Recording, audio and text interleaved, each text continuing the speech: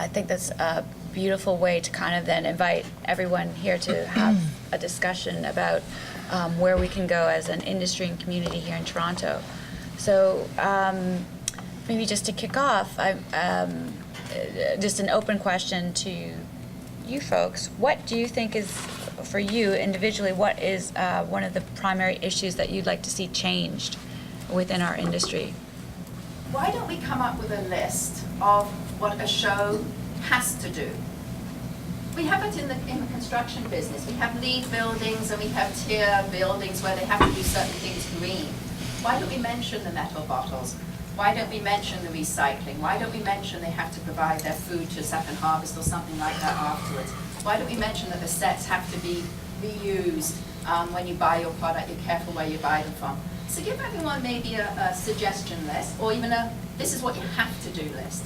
I think that would help the smaller productions, the smaller companies who haven't thought outside the box yet.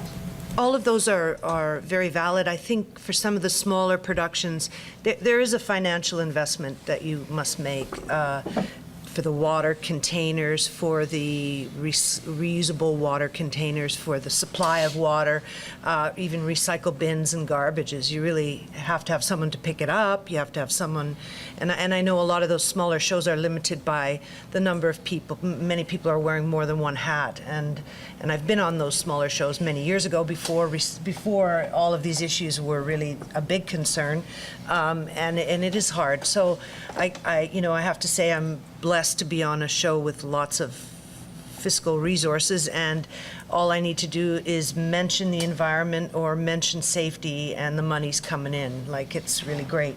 But that isn't for everyone. So it has to be in a way that, and maybe things like the recycle bin and the garbages we get from the city, that there isn't a price attached. Maybe the garbage pickups on productions or could be done, with a phone call. I mean, so it's got to kind of be supported so that smaller productions don't have to outlay too much money to get them there. That would be great. There might be a business opportunity for some of the suppliers. That's true. To do that. Yeah. Two other things, I guess.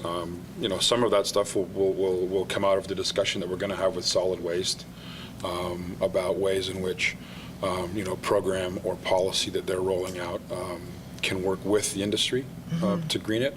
The other thing that was produced a while ago, and I guess it hasn't been updated in quite some time, was that there was a green production guide available. I think the last update for that was 2008. So one of the things I want to see done, very shortly, is to go back through the green production guide, verify the contents of it, and then make it available on our webpage, on the Toronto Film Office webpage, so that we can provide all productions, regardless, whether it's a student film, whether it's a major feature, green alternatives, or at least listed companies that provide green options or have green practices as opposed to those that don't, and then out of the whole exercise, I'd like to see, basically a cheat sheet, if you will, for production to say, when you're considering this, maybe look at this. I'm not sure, we're at a point where we're going to be able to make it a requirement, but definitely providing them with the information up front and making suggestions to them can only help. And then we can work with them to achieve those objectives. But those are definitely things that I want to see come out of this as we roll forward.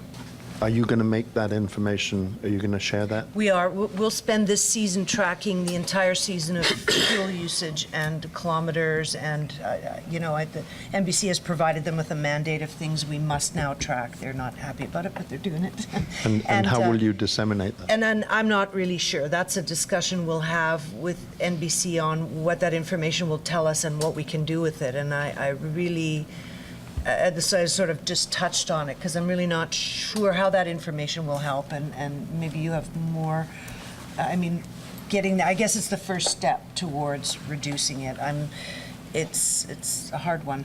Yeah, and to add to it, you don't know what the numbers are going to tell you until you get the numbers, right? So Right. at that point, you're just kind of guessing. But And I I think can tell perhaps you that's every time we've analyzed the data set around some sort of sustainability enhancement or potential enhancement, there have been things come up that we didn't expect.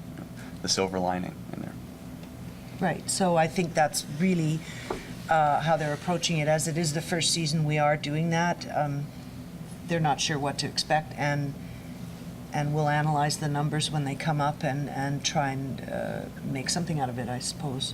My suggestion is sort of bringing education into this, and I'm thinking of a set, and having like. So if you have, for example, your waste bins, like giving people information of what the effects are of recycling, et cetera. So there's some education attached to that. So even when you bring together your crew at the beginning, if that's sort of part of the initial,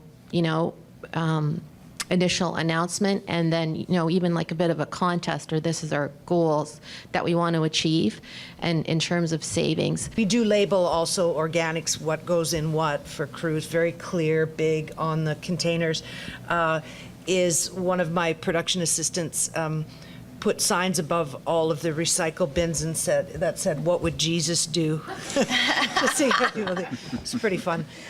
So just to add an element of comedy to it, to get people to think, what would Jesus do? So. Right. And I think education, obviously imperative for all of this, but the fun aspect comes in as well, right? So anytime you put forward some sort of sustainability improvement, whether it's recycling or something more involved, you're always going to have people that will do it no matter what, and you'll always have people that won't do it no matter what. But the education and the optimism brings in that middle, that majority of people. Less preachy. Right. Yeah. One of the things I've noticed while here is just the size of the vehicles in Toronto. And Evan, you mentioned that one of the biggest things of people commuting in and out of the office. Just one thing that a large bank in South Africa is doing is that just on a parking side of things, if you've got a small little car, you get parking. If you drive a big SUV, you don't get parking. Cool.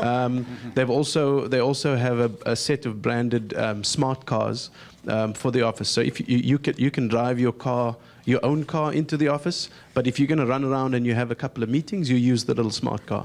And it's just, I'm not sure if those type of things could start coming into this, but it's just very noticeable, just the size of the vehicle, one little person in it and driving this massive vehicle. And I'm surely there could be things that besides a pay incentive, there could be other kind of incentives to reduce that. Unfortunately, it's a measure of success for some people. Go big or go home to drive a big car. The city for a long time has had an approach. It was called greening our fleet. The city has thousands of vehicles that it owns for water, transportation, parks, etc. And for as many years as I can remember, we've been always trying to downsize. When I was in transportation, we went from a fleet of, Ford F-150 V8s to hybrid vehicles, and that might be something that we could look at encouraging. I don't know that we can insist, but that there are a lot of options out that are everybody doesn't have to drive a Suburban or a Hummer or whatever. I mean, there's a lot of options available. So, how do we steer people in the right direction and encourage them to make those choices? So. Just a comment on regulation.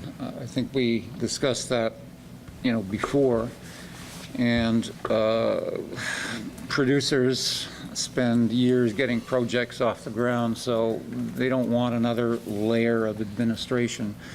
I don't think it can be enforced. It needs to be incentivized. I was doing a little research on something related, but not related to film production. Well, it was kind of research for an idea.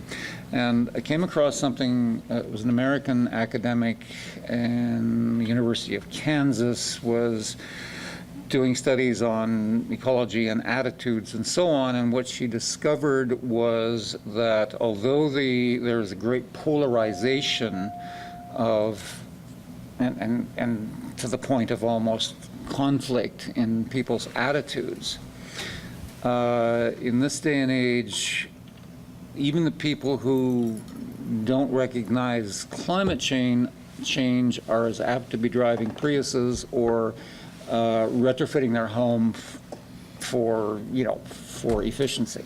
So it's about saving money, and I think that should be the focus.